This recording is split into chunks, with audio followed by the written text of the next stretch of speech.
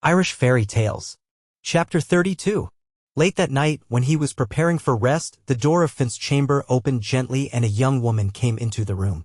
The captain stared at her, as he well might, for he had never seen or imagined to see a woman so beautiful as this was. Indeed, she was not a woman but a young girl, and her bearing was so gently noble, her look so modestly high, that the champion dared scarcely look at her, although he could not by any means have looked away. As she stood within the doorway, smiling and shy as a flower, beautifully timid as a fawn, the chief communed with his heart. "She is the sky woman of the dawn," he said. "She is the light on the foam. She is white and odorous as an apple blossom. She smells of spice and honey. She is my beloved beyond the women of the world. She shall never be taken from me." And that thought was delight and anguish to him, delight because of such sweet prospect, anguish because it was not yet realized and might not be. As the dogs had looked at him on the chase with a look that he did not understand, so she looked at him, and in her regard there was a question that baffled him and a statement which he could not follow. He spoke to her then, mastering his heart to do it. "I do not seem to know you," he said. "You do not know me indeed," she replied. "It is the more wonderful," he continued gently, "for I should know every person that is here. What do you require from me?" "I beg your protection, royal captain." "I give that to all," he answered. "Against whom do you desire protection?" "I am in terror of the Feardorch." "The dark man of the Shire?" "He is my enemy," she said. "He is mine now," said Finn. "Tell me your story." "My name is Sieve, and I am a woman of fairy," she commenced. "In the Shire many men gave me their love, but I gave my love to no man of my country." "That was not reasonable," the other chided with a blithe heart. "I was contented," she replied, "and what we do not want we do not lack. But if my love went anywhere it went to a mortal, a man of the men of Ireland." "By my hand," said Finn in mortal distress, "I marvel who that man can be." "He is known to you," she murmured. "I lived thus in the peace of Faery, hearing often of my mortal champion, for the rumor of his great deeds had gone through the Shire, until a day came when the black magician of the men of God put his eye on me, and after that day, in whatever direction I looked I saw his eye." She stopped at that, and the terror that was in her heart was on her face. "He is everywhere," she whispered. "He is in the bushes and on the hill. He looked up at me from the water, and he stared down on me from the sky.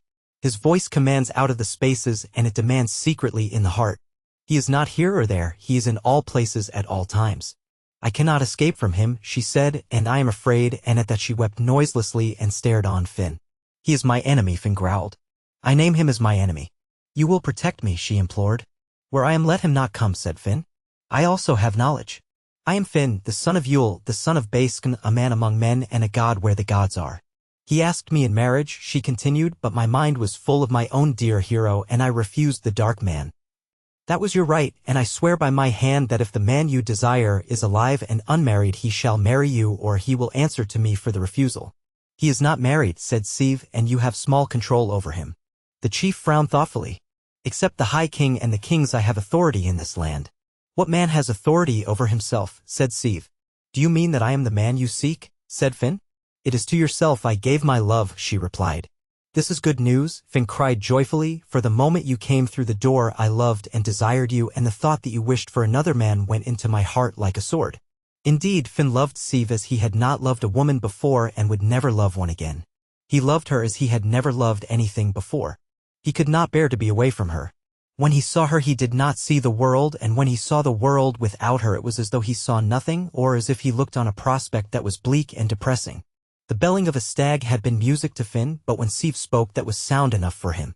He had loved to hear the cuckoo calling in the spring from the tree that is highest in the hedge, or the blackbird's jolly whistle in an autumn bush, or the thin, sweet enchantment that comes to the mind when a lark thrills out of sight in the air and the hushed fields listen to the song. But his wife's voice was sweeter to Finn than the singing of a lark. She filled him with wonder and surmise. There was magic in the tips of her fingers. Her thin palm ravished him. Her slender foot set his heart beating, and whatever way her head moved there came a new shape of beauty to her face. "She is always new," said Finn. "She is always better than any other woman. She is always better than herself." He attended no more to the Fianna. He ceased to hunt. He did not listen to the songs of poets or the curious sayings of magicians, for all of these were in his wife, and something that was beyond these was in her also. "She is this world and the next one, she is completion," said Finn.